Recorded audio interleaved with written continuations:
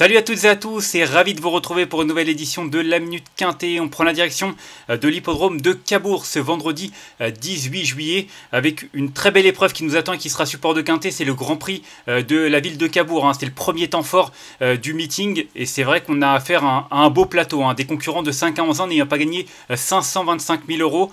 16 concurrents au départ sur 2750 mètres avec un recul de 25 mètres pour les 5 éléments les plus riches. Ce sera la 4e course du programme. Elle sera prévue bien entendu aux alentours de 20h15 avec autant de monde en tête. C'est vrai que ça va pas être évident de rendre la distance. Du coup j'ai fait confiance aux éléments du premier échelon avec pour commencer le numéro 11, Jeannette Priori qui reste sur une excellente tentative sur l'hippodrome de Toulouse. C'était dans une épreuve du GNT et elle se classait deuxième. Déjà, rien que ça en dit long sur ses possibilités. Elle était battue par Indy de Gire, mais elle battait Horatius Della, Generous Charm, notamment il y avait Jangovici dans le lot, il y avait vraiment Harmonista. Enfin, quand je vois les noms, c'est vraiment pas les mêmes et c'est vrai que c'est un sacré plateau. Enfin, il y a des éléments de qualité également au deuxième poteau, mais ce que je veux dire, c'est que non seulement elle est excellente droitière, mais en plus elle est idéalement engagée en tête. Son entraîneur a attendu cet engagement depuis sa deuxième place, déféré des 4 pieds.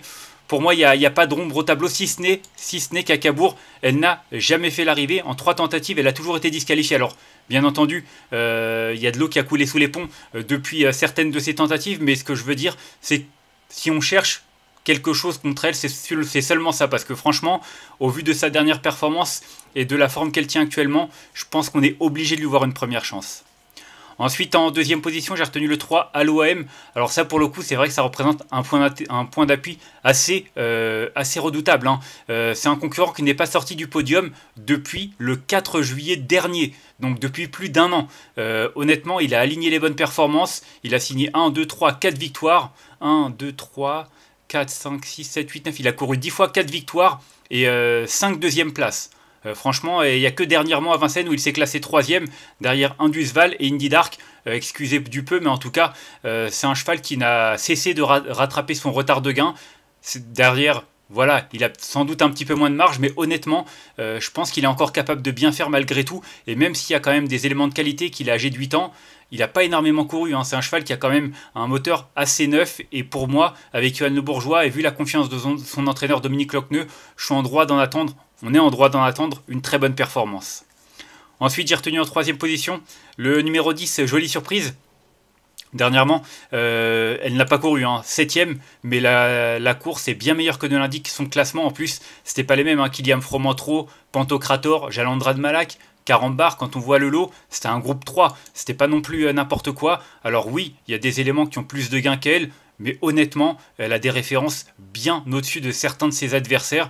Et c'est vrai qu'elle est seulement plaquée des antérieurs, mais elle a prouvé qu'elle était capable de gagner même dans cette configuration. Elle l'a prouvé à Vincennes il y a de cela 2 ans et demi, 3 ans. En tout cas, clairement, c'est une concurrente qui mérite un large crédit. Le seul petit bémol avec elle, c'est qu'il faut attendre dans le parcours. Alors, est-ce que Julien Dubois va prendre des risques en partant et en essayant de trouver le dos de Jeannette Priori, par exemple, pour se retrouver bien placée durant le parcours?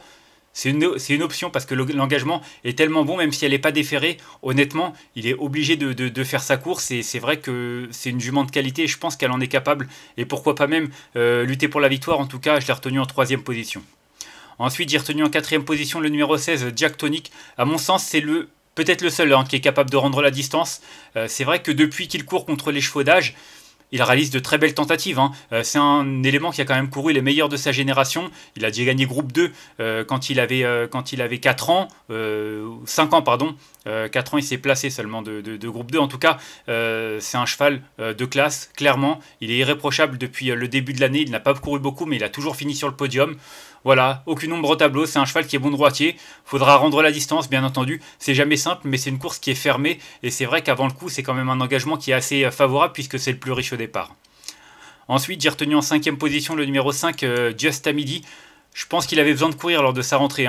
Seulement 9e, mais non seulement il avait besoin de courir, et puis il était battu par Jolie Surprise, mais c'était un groupe 3, c'était pas les mêmes. Faut quand même se souvenir qu'il a terminé 5e du Critérium des 5 ans en septembre de l'année dernière. Donc un cheval qui a quand même des références à faire valoir.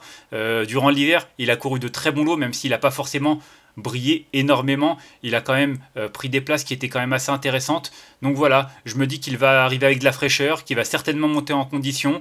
Niveau corde à droite, j'ai pas regardé, 2 courses de disqualification.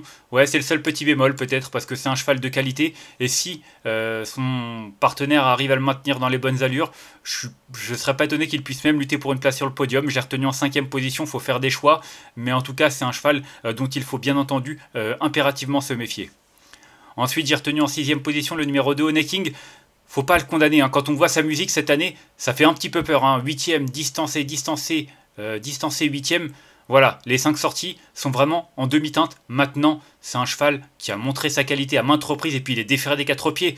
Honnêtement, c'est pas tous les jours que ça arrive qu'il soit déféré des 4 pieds. Et autre fait intéressant, il a couru à 5 reprises à Cabourg. Il n'est jamais sorti des 5 premiers. Il n'a pas pu s'imposer, mais ça prouve quand même une certaine aptitude. Voilà, on fait appel à Paul Ploquin.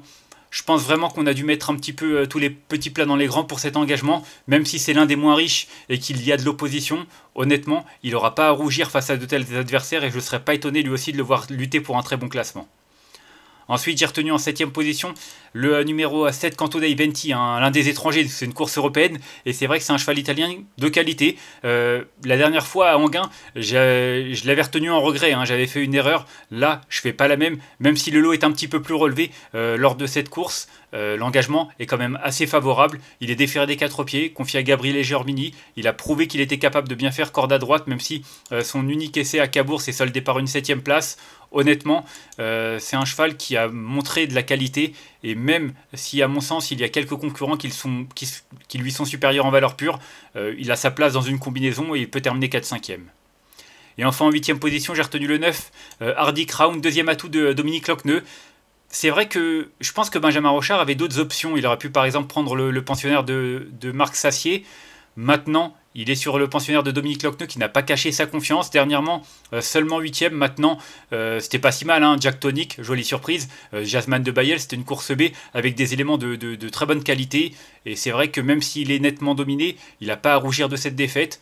Là, l'engagement est assez favorable. Il a couru 2 fois à Cabourg pour 2 places sur ce parcours. Donc voilà, c'est pas forcément une première chance à mon avis, mais pour une 4-5e place, il a largement son mot à dire. Et enfin, en cas de non partant, j'ai retenu le 4 Hobbs. C'est vrai que l'As, le 6 ou le 8, a priori, sont des chances qui n'ont pas forcément beaucoup de cartes d'atouts dans leur jeu, puisqu'il y en a qui font leur rentrée, d'autres qui sont ferrés. Donc on peut en écarter 3 du coup sur les 13 qui restent pour trouver un regret qui ne soit assez potable et qui ne soit pas au deuxième poteau, parce que rendre la distance ça va être difficile. Je me suis dit que ce numéro 4 Hobbs était peut-être une solution amusante et un outsider assez intéressant, parce qu'il a déjà fait de belles choses. Alors bien entendu il n'est pas de tout repos, il se montre parfois fautif, mais lorsqu'il est un petit peu appliqué comme ça, il peut vraiment réaliser des coups d'éclat. Donc je me dis attention. Alors bien entendu c'est pas une base, mais pour les amateurs d'outsiders, je pense que ça peut être un choix qui est assez indiqué. En tout cas, ce sera juste un regret de ma part.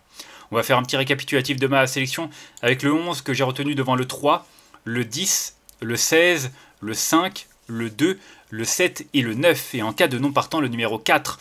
En conseil de jeu, honnêtement, j'ai l'impression qu'il y a des bonnes bases au premier poteau, hein. Le 11, Jeannette Priori, même si c'est vrai que, comme je l'ai dit, elle n'a jamais fait l'arrivée à Cabourg. Vu la forme qu'elle tient actuellement et ses aptitudes corde à droite et la qualité de l'engagement, on est en droit d'en attendre un très bon comportement. Le numéro 3 à l'OM, ça pour le coup c'est une bonne base, il sait tout faire, il est capable d'aller à droite, à gauche, d'attendre, d'aller en tête, pas d'ombre au tableau. Et puis le numéro 10, jolie surprise, je trouve que c'est vraiment une belle base parce que l'engagement est favorable et parce que c'est une jument justement qui découvre un engagement tellement intéressant qu'elle doit faire sa course cette fois-ci et pas se retrouver enfermée comme la dernière fois. Et j'espère que Julien Dubois va faire les bons choix parce que j'y crois vraiment également. Donc voilà pour mes 3 préférences, 3 et 10. Le 16 peut également être une bonne base, hein. Je l'ai retenu 4e, mais c'est vrai que sa régularité et sa redoutable pointe de vitesse finale peut lui permettre d'accrocher un très bon lot. On va se quitter là-dessus. Moi, je vous remercie d'avoir suivi cette nouvelle édition de la Minute Quintée. Si vous avez aimé cette vidéo, n'hésitez pas à la liker, à la partager ou encore à vous abonner à notre chaîne YouTube en cochant la petite cloche pour être au courant des prochaines vidéos. On se retrouvera, nous, dès demain pour une nouvelle édition. Ce sera du côté d'Anguin, toujours en compagnie des trotteurs. D'ici là, je vous souhaite une excellente journée et de bons jeux à tous. Bye bye.